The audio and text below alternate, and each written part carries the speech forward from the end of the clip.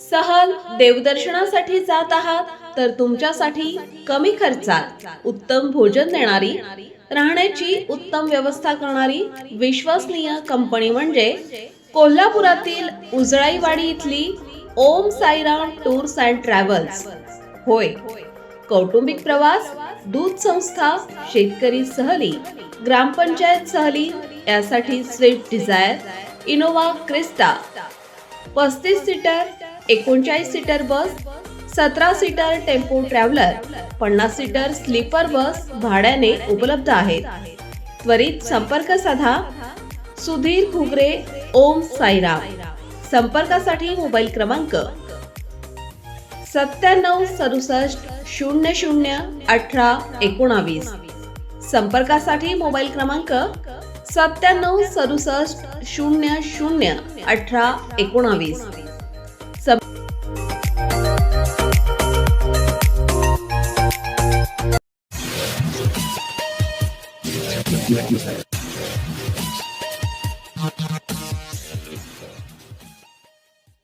नमस्कार, मी अनिल उपाध्ये. शिवसिद्ध बातमीपत्रात आपलं स्वागत आहे. पाहूया आजची बातमी. लेखक संजय वारके लिखित ध्येयवेडी माणसं या पुस्तकाचे प्रकाशन खासदार धैर्यशील माने, माजी खासदार डॉक्टर निवेदिता माने यांच्यासह अन्य मान्यवरांच्या हस्ते नुकताच संपन्न झाले. सध्याच्या भांबवलेल्या वर्तमानातील समाजासमोर यथाशक्ती आपल्या विधायक कार्याचा वस्तुपाठ ठेवणाऱ्या जगावेगळ्या माणसांना शब्दबद्ध करण्याचा यशस्वी प्रयत्न लेखक संजय वारके यांनी ध्येयवेडी माणसं या पुस्तकात केला आहे. कोल्हापूर जिल्ह्याचा समृद्ध सामाजिक आणि सांस्कृतिक वारसा निष्ठेने उजळणारी, आपल्या अवतीभोवती वावरणारी, परंतु स्वतःचे वेगळेपण जपणारी ही जिवंत माणसं आहेत, असे प्रतिपादन खासदार धैर्यशील माने यांनी केले. ते अभिनंदन प्रकाशन कोल्हापूर यांनी प्रकाशित केलेल्या ध्येयवेडी माणसं या पुस्तकाच्या प्रकाशन समारंभात बोलत होते. अक्षरदालनच्या सभागृहात झालेल्या या कार्यक्रमाच्या अध्यक्षस्थानी माजी खासदार डॉक्टर निवेदिता माने या होत्या.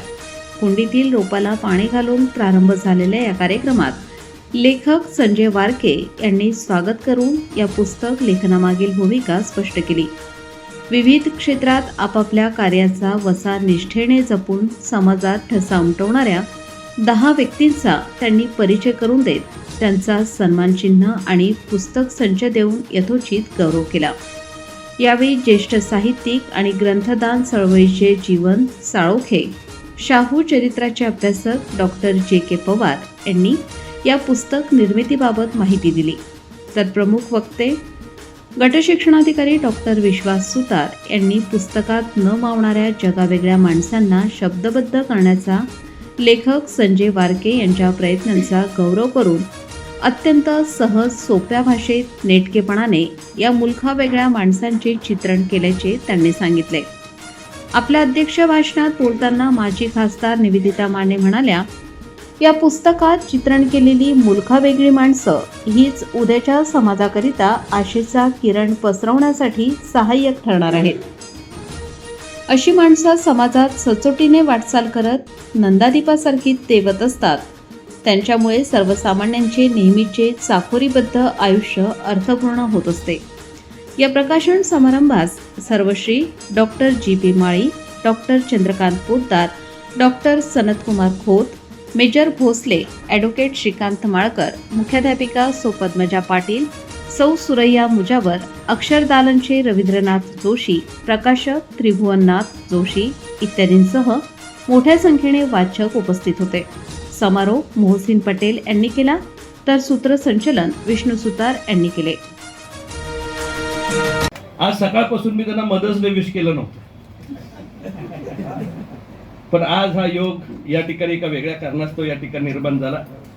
मी मला सांगत होतो की माझा आणि अभ्यासाचा आणि पुस्तकांचा किती जवळचा संबंध आहे, आणि साक्षीदार त्या असल्यामुळे नाही खरं आहे ते सांगितलं पाहिजे. पण मी मुद्दामून सांगेन की काही लोक मगाशी आता बोलत बोलत पवार सरांनी त्या ठिकाणी सांगितलं, सरांनी ती वाचली, ती पुस्तकं वाचली, ती माणसं वाचली, आणि ती माणसं वाचून जो आता या ठिकाणी आपल्या समोर त्यांना शब्दांकित करण्याचा प्रयत्न केला. एक माणूस समजून घ्यायचा इतकं सोपं नसतं. त्याला कमी शब्दामध्ये 12 पानांमध्ये त्याला न्याय मिळू शकेल असं नाही. 12 पानं कदाचित त्याचा आयुष्याचा उलगडा करू शकणार नाहीत सर, पण 12ही महिन्यामध्ये जर तुमची पुस्तकं ही वेगवेगळ्या लोकांच्या हाती पडली आणि अशी ध्येयवेळी माणसं वाढत गेली, याची शृंखला झाली, तर समाज बाकी उत्तम घडेल याच्या बाकी मनामध्ये माझ्या शंका आहे. आपल्याला समाज जीवनामध्ये काम करत असताना